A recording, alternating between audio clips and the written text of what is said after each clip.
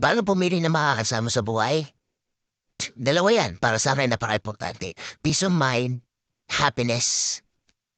Hindi naman bibigay sa'yo ng stress or consistent lies. Hindi mo pwede pagkadiwalaan. Yung hindi ka man top priority minsan, pero binibigyan ka pa rin ng oras. Ito napaka-importante. Above all, yung marunong makontento sa isa, marunong makontento sa isa. Not the one who has eyes for every girl or every boy.